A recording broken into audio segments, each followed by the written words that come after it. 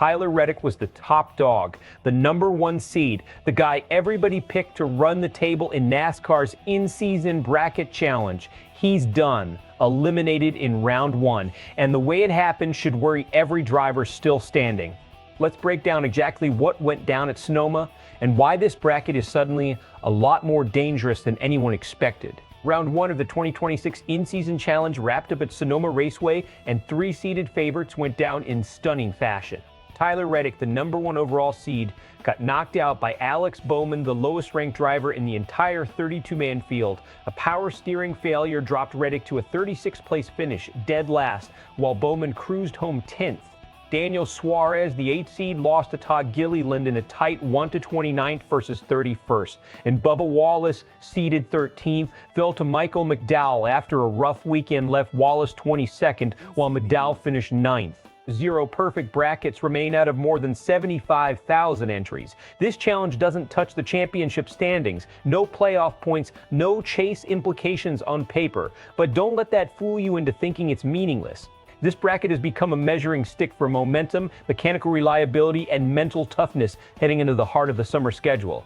And right now it's exposing cracks that title contenders cannot afford to ignore. Reddick's exit wasn't about being outdriven, it was about equipment failure at the worst possible moment.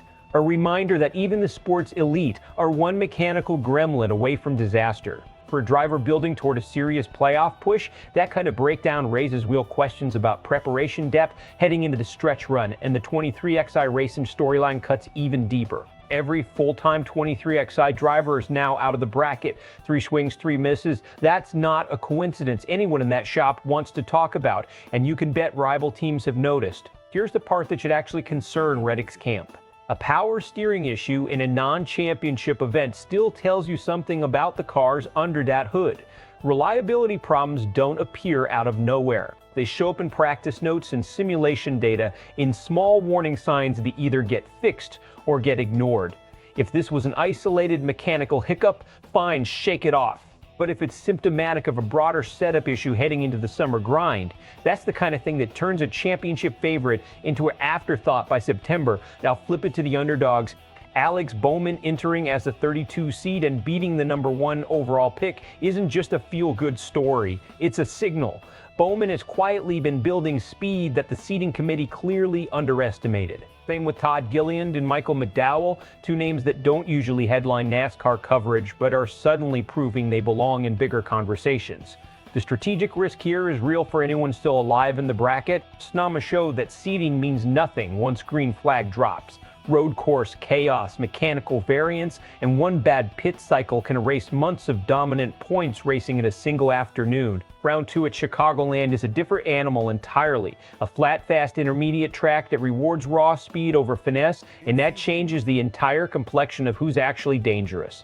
NASCAR Twitter lit up the moment Reddick's name dropped to last place. Disbelief, then jokes, then a wave of fans scrambling to check if their bracket survived. Spoiler, with 0 perfect brackets left among 75,000 entries, almost nobody did. 23XI's fans are processing a tougher pill.